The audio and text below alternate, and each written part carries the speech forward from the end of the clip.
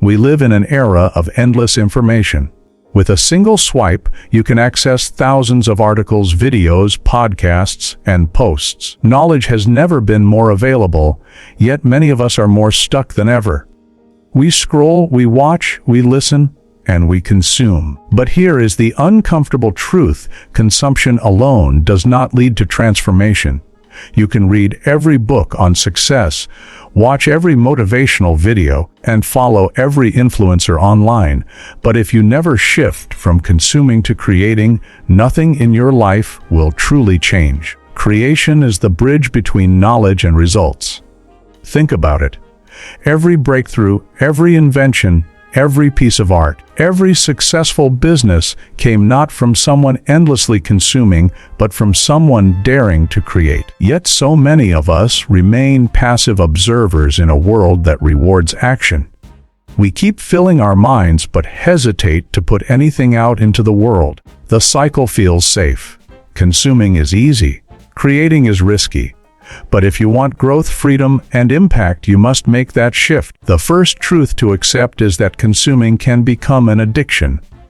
Our brains are wired to crave novelty, so every new video, article, or post gives us a quick dopamine hit. But once the high fades, we crave more, never satisfied. The problem is that this cycle tricks us into believing we are learning when in reality, we are only distracting ourselves. Real learning happens when you apply knowledge. Application requires creating. You cannot master writing by reading about writing. You cannot master fitness by watching workout videos. You cannot master business by listening to endless podcasts. At some point, you must do. The second truth is that creating is uncomfortable, and that is exactly why it is powerful. When you create, you expose yourself. You risk judgment, criticism, and failure. That fear keeps many people locked in the safety of consumption. But discomfort is the soil where growth happens. Every time you create, you stretch your abilities. You transform from someone who absorbs ideas into someone who produces them. And the world does not reward those who only consume. It rewards those who create. Now, imagine the impact if you shifted even a fraction of your consumption time into creation. What if for every hour you spent watching or reading, you spent 30 minutes writing, building, or producing something of your own? Within a month, you could have a new blog, a podcast, a series of designs, a small business, or a set of skills that move you forward. The possibilities are limitless.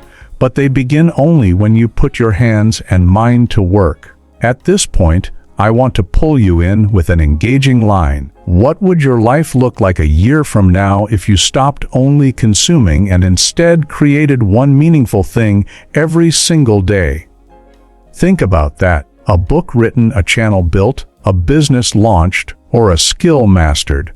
All possible if you just begin creating today. The third truth is that you already have enough information. Most people say they are not ready to create because they need to learn more. But in reality, they are hiding. You already know enough to start. The details you do not know will be learned along the way. For example, no entrepreneur ever launched their first business knowing everything. No writer ever finished their first book without making mistakes. No artist ever perfected their first piece of work. Perfection is not the entry point to creation. It is the result of creating consistently. The fourth truth is that your voice matters.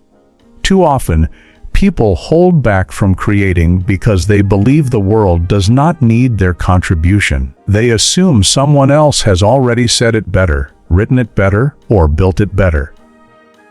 But here is what they miss. Nobody else has your exact perspective, your exact story, or your exact voice.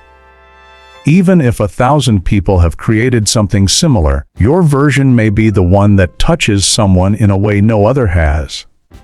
Creation is not about being the first. It is about being authentic and adding your unique fingerprint to the world. The fifth truth is that creation builds momentum. The first step is always the hardest, but once you start, the process begins to fuel itself. Think about riding a bicycle. At first, pushing the pedals feels heavy, but once you gain speed, the motion becomes natural. Creation works the same way. The more you create, the easier it becomes, and the more inspired you feel to continue. Soon you will wonder why you ever hesitated. The sixth truth is that consumption without creation leads to regret.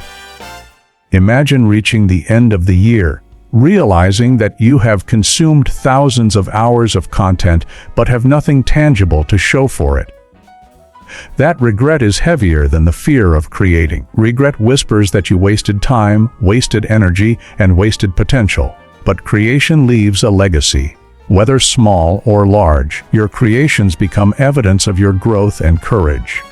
The seventh truth is that creation multiplies opportunity. When you create, you open doors you did not even know existed. A single article can lead to a job opportunity. A single video can inspire an audience. A single design can spark a business. Opportunities flow toward those who create because creation is proof of value. It shows initiative, courage, and originality. The more you create, the more chances life presents to you. The eighth truth is that creating strengthens identity. Consumption often blurs identity because you are constantly influenced by what others think, do, and say. But when you create, you discover your own voice. You learn what you believe, what you value, and what you stand for. Creation is not just about producing external work. It is about shaping internal clarity. Every act of creation reveals a piece of who you are. The ninth truth is that creation contributes to others. Think about the content, books, music, or tools that have impacted your life. Someone had the courage to create those, and now they inspire or help you. When you create, you give that gift to others. Your words could encourage someone who feels lost. Your art could brighten someone's darkest day. Your ideas could solve a problem that millions face. Creation is service, and service multiplies meaning. Now let us go deeper into the psychology of why so many stay trapped in consumption. Consumption feels productive. When you read or watch, you feel like you are growing. But it is often passive growth, not active growth. Active growth happens when you attempt, fail, learn, and try again. Passive growth leaves you with knowledge but no skills.